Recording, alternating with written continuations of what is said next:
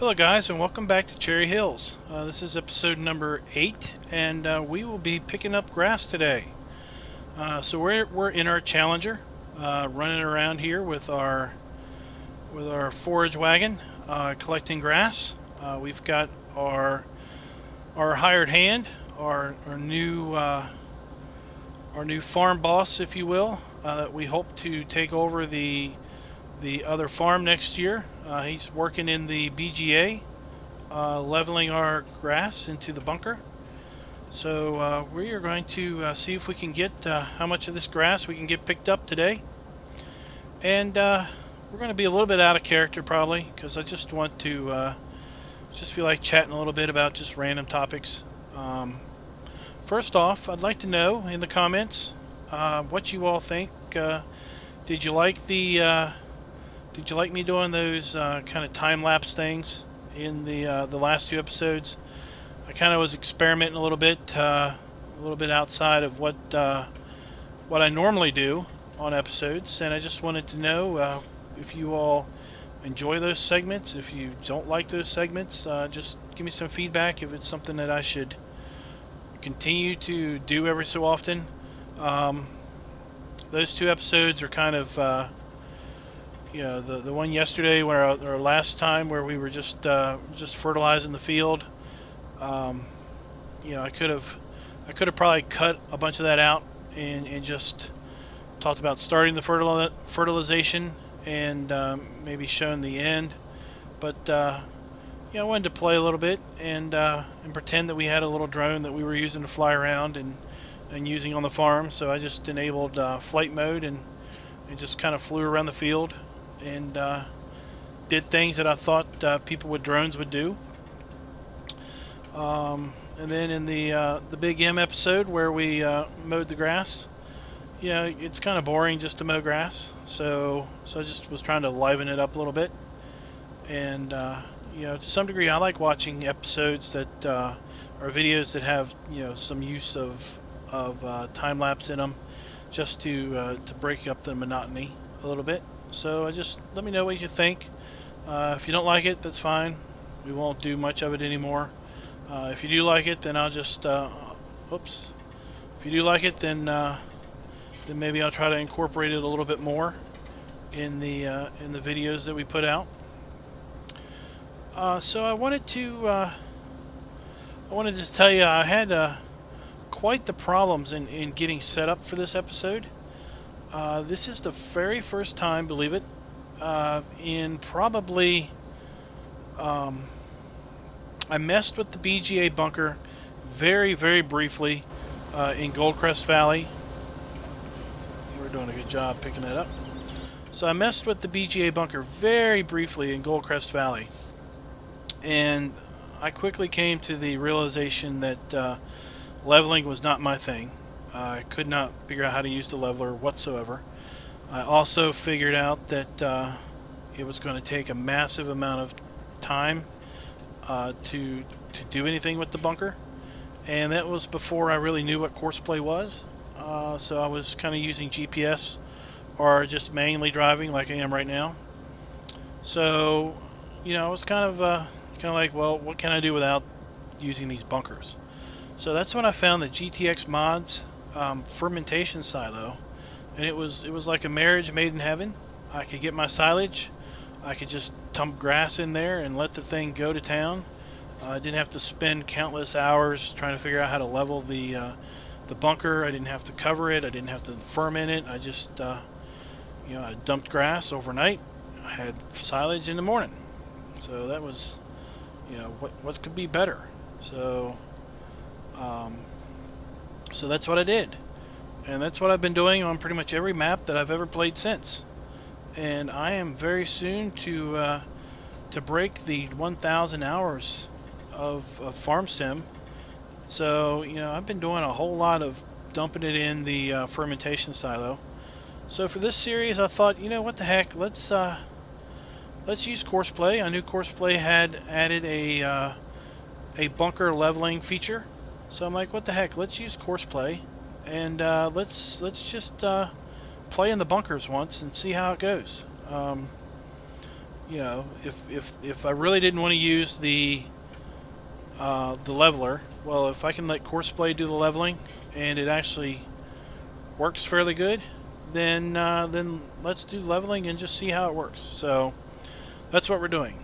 And I ran into a issue with the bunkers here on Cherry Hills and using grass. So I'll admit something else that I have actually never used in the near 1,000 hours of Farm Sim 17 play is I've never used a forage harvester. Not 1 minute. I have one in inventory on this map. I plan on using it at some point on this map. And when I mowed this field, it was probably the perfect opportunity to use the forage harvester. And I didn't even think about it. I just went, I said, I got a field of grass, I got to mow it, I'm going to hit the big M. So after I mowed it and I picked up my first load, kind of off camera. I wasn't planning on saving the game after I did it. I was just testing to see if I could do a Courseplay course to basically pick this up, go to the bunker, dump it, and then have the Courseplay leveler work it out. So I had it pick up the first load, no problem at all. I went back to the bunker, no problem at all. It tipped the grass in the bunker just like it should. Grass turned to chaff just like it should. But when the tipping was done, there was 31 liters of grass left. So why 31 liters? I don't know. But basically there was 31 liters of grass left, and as a result of that, the Courseplay driver never went anywhere. He just stuck around and wouldn't go. So, you know, I hit the drive now, like, go ahead, move, and he wouldn't do anything. I did tip anywhere in the bunker. The back end opened up, the little thingy started spinning, but the grass never moved. It stayed in the trailer. I moved out of the bunker, did tip anywhere, and psst, there's 31 liters on the ground. So I thought that was odd. So I loaded up the game again, did the same thing, loaded up a tipper load of grass, went in, tried a different bunker, same result. Even doing it manually. So not even using Courseplay, just doing a manual tip in the bunker. I basically had the issue where it didn't empty fully. So we're gonna raise this up and turn it off. We're gonna run up here. We're gonna empty this. So I repeated that step 5 more times. I tested all 4 bunkers here at the BGA.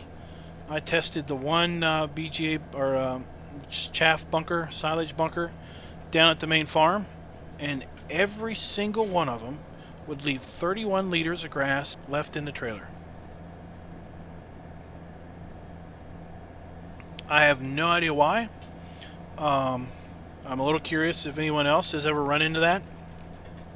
I asked some folks. I asked my good buddy GrizzlyBearSims, who I used to learn how to do the chaff leveling course, and he was at a loss. But he also told me that he really never has tried to fill the BGA bunkers on any of his maps with. We're going to leave our front rake there. He has never tried to leave or use grass on his BGA bunkers. He's always used chaff from corn. So I thought to myself, well, I wonder if it's a grass thing, and not necessarily a bunker thing in general. So I loaded up the save game, edited the vehicle's XML file for the tipper that I had with grass in it, and I basically changed the fill type from grass to chaff, saved that out, booted up the game, and took that tipper full of chaff went into the bunker, and it emptied 100%. Very first time without any issue whatsoever. So it seems to me that that at least the bunkers on Cherry Hill do not like to empty 100% of their grass into the bunker. And what we're probably going to see here when we tip this is we're probably going to have 31 liters of grass stick around in the tipper. So let's see how it happens. Spread this out a little bit. This is my modded forage wagon that does 150,000 liters of grass, or 150,000 liters. I figured it would lay. Look, there you go. Look, there's a little speck of grass. There's 31 liters left in the tipper, or in the wagon. Absolutely no reason why. I have no idea. So I decided we're just going to have to do this field manually, and pick up grass manually and see how it works. So that's what we're doing here. Is we're going to pick up this field manually and tip it manually, and just completely ignore the fact that that we are leaving 31 liters of grass in the tipper. Alright, so let's get to town, collect in our next load. I can see from glance that our course play driver is working on the leveling. So we'll see how this work in the BGA bunker works out. I know that we're going to when it comes time to empty the bunker, we're going to try to use the wheel loader. We'll transport the wheel loader that we have up here at the logging facility down here to the bunker. We'll get a big bucket, and we'll try it the old-fashioned way. For those of you that may be watching my Serenity Valley series, you've seen how I do silage work at the BGA. I do not use a wheel loader typically. I don't use a front loader typically. And I definitely don't use the bunkers. So on Serenity Valley, I went in with the editor and deleted the bunkers out, both at the BGA and at the cow area. I just deleted them out of the map, and instead I plopped down. I put 2 fermentation silos at the BGA, and I put 1 fermentation silo at the cow area. And each of those fermentation silos holds 500,000 liters of grass and 500,000 liters of silage. So in general, in theory, you could have 1,000,000 liters of product in the fermentation silo. So you could have 500,000 liters of grass waiting, and you could have 500,000 liters of silage waiting to be emptied. So I used 2 of those. So at any point in time I could have 1,000,000 liters of silage ready to go. Those fermentation silos tip into a truck or a trailer. They'll empty into a truck or trailer. And then I have a modded potato sugar beet conveyor, the one that basically will bag or crate potatoes and sugar beets. I've got a modded version of that that basically will accept all kinds of product, including silage.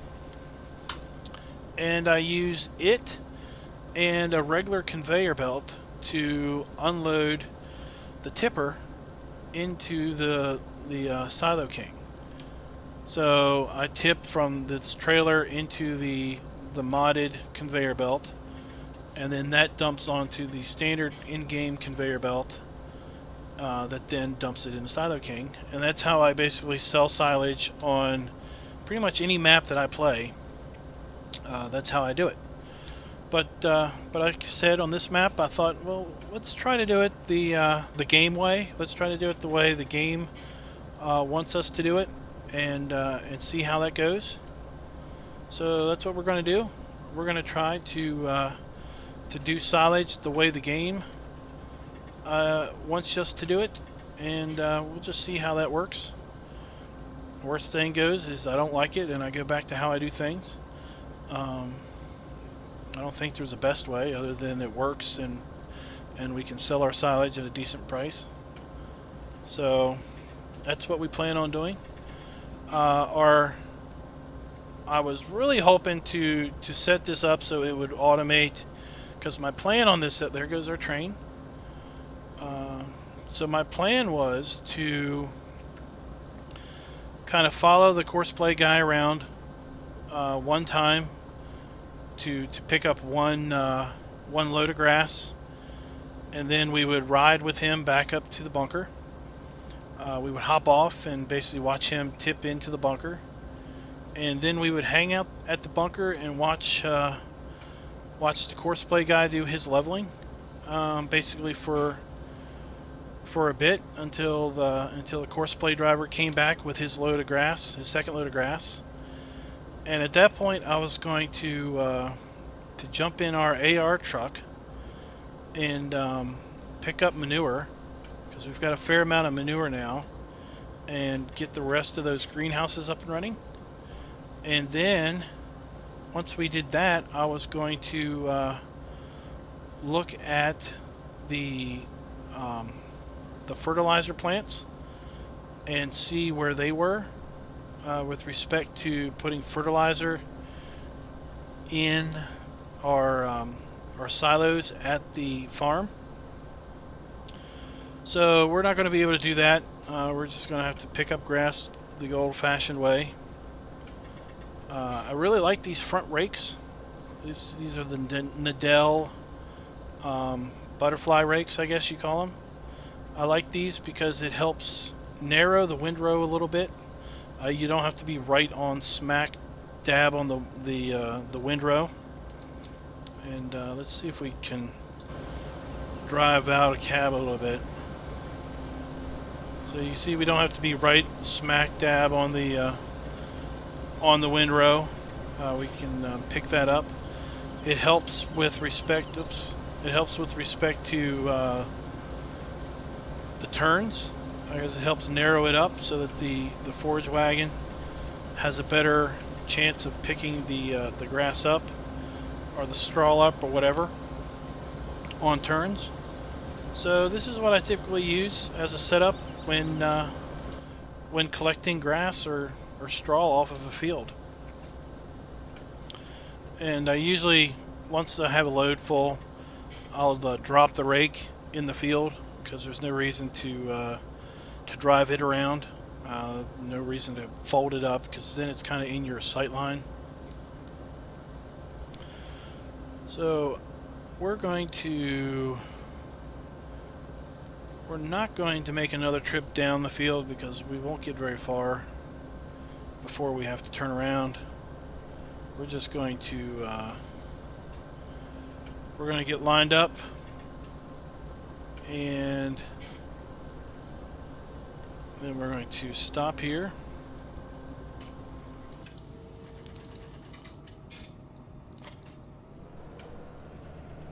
Disconnect from our rake, and then we are going to go ahead and tip this in.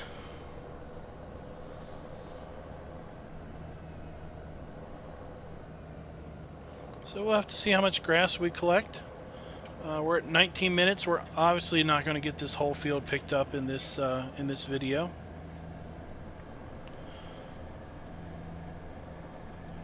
We might get another load. So something else that I wanted to talk about is several weeks ago, I saw a forum posting over at the Farming Simulator forums, the official Giants forums, and I got quite the chuckle out of this forum posting, and I wanted to talk a little bit about that. There he is. He's doing a pretty good job, I guess, of leveling that so far. What the premise of the post that I got a chuckle out of was that we had there was one guy that had posted, or gal, somebody had posted that they enjoyed playing Farm Sim so much that they're getting into the idea of farming, and you know, they wanted to look into farming more as an actual occupation. And I got kind of a chuckle out of that because I would not really classify enjoying Farm Sim as being equivalent to enjoying working as a farmer. I was a farmer for many years, growing up in middle school, high school, and through college, working on our family farm. And I have to say that while I made pretty good money doing that, I was not very interested in continuing on with the family business, and I was very much ready to not come back after graduating college. I was pretty much ready at the end of summer to go to college and not have to deal with working out in the hot fields, not driving the tractors. You know, don't get me wrong, if I had probably a big old Challenger, a big old Fendt Vario or something to drive, that might be a little bit of a different story. But at the same time, I am not. You know, we had an international harvester. Oh, I don't know what it was. It might have been a 986, but it had a cab. And, you know, now we have 42 liters of grass. Look, and I just dumped 41 by accident. Didn't mean to do that, but now we have, see how the grass just dumps on the ground if you do it outside the bunker. So, you know, we had a cab, we had tractors with a cab, and they had air conditioning, if you call it that. Basically, the air that came out of the vents was cooler than the air outside, but I wouldn't classify it as cool by any stretch of the imagination. So I would say that you know, if the outside temperature was 95 degrees, then the temperature coming out of the air conditioner was probably like 80 degrees. So, you know, it was cooler, but it was by no means cool. And, you know, to some respect, you want to, you know, if where are we at? You know, if we were doing this for real, we would have that back window open so we could hear and listen to the machinery, because we want to be listening for any sounds that may be off key, you know, anything that just all of a sudden just sounds a little odd, that may be indicative of a belt or a bolt breaking off, a belt coming loose, just something that may imply that our machinery is not operating at peak levels. So, you know, driving around a tractor might be cool in game, but for me, it was in no way cool in general. You know, sitting out in a field that's 95 degrees, just like this field, your shade is way off on the sides, and you're not over there. You're not over there. You're right here in the middle, where the sun's baking you. And most of the time we drove tractors without cabs, so you're just sitting out there in the nice hot sun. My hands would be two-tone. The top would be really nice and dark and tan, and about halfway down they would be a significantly lighter color, basically because holding the steering wheel all day long, you know, out in the 95, 98 degree heat, you know, you really, the sun never hits the bottom of your hands, so you kind of end up having two-toned hands. So I got quite the chuckle out of that thread, as other people kind of piled on, like, oh yeah, I would love to do farming now that I've been playing Farm Sim. You know, it seems so cool, and so you know, driving tractors would be so cool in real life, and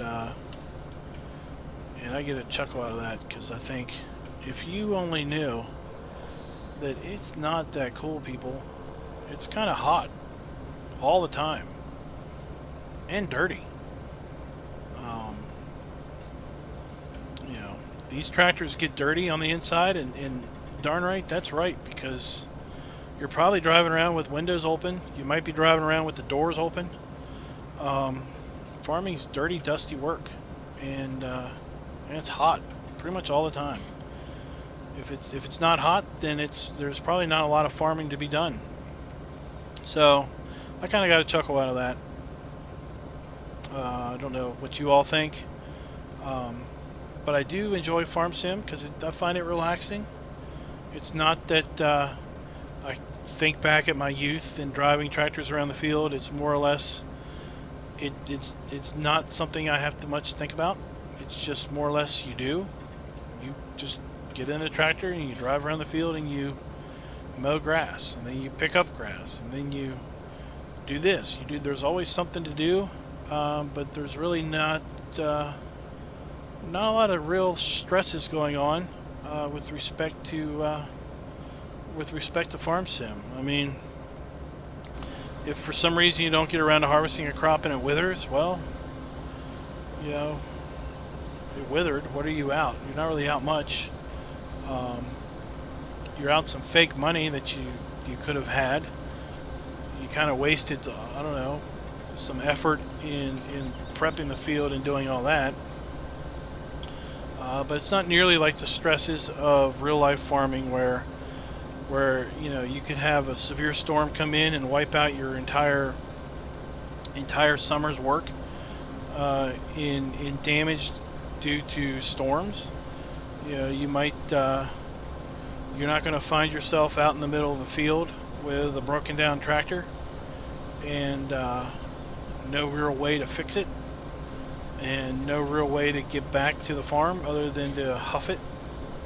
So Farm Sim is a fun, relaxing simulation, or a reasonable, approximate simulation. It would be interesting if they could incorporate some amount of machinery maintenance and repair. You know, we have the repair mod where you just walk up to it and hit Z and money comes out of your account and it's repaired. You know, assume most tractors have in the XML file, it says like life 600 hours.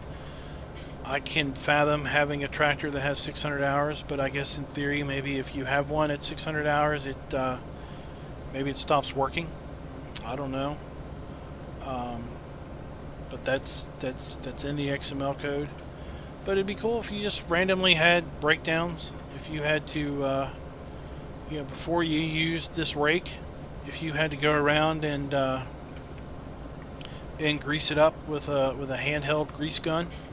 You know, you had to basically, like the IC controls here, you know, you had to touch the click on certain points to simulate lubing up the equipment, or you had to check and make sure that the belts were tight on a bale wrapper that you maybe got. I don't know how many bales you get out of a wrap.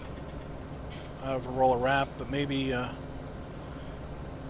after every 20 bales you had to get out and put a new roll of wrap, plastic wrap, on the wrapper.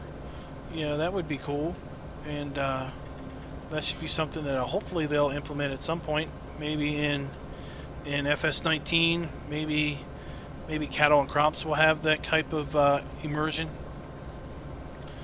But you know, in general, that's that's not here yet, and is something we could always hope for, strive for, and maybe request, beg and plead.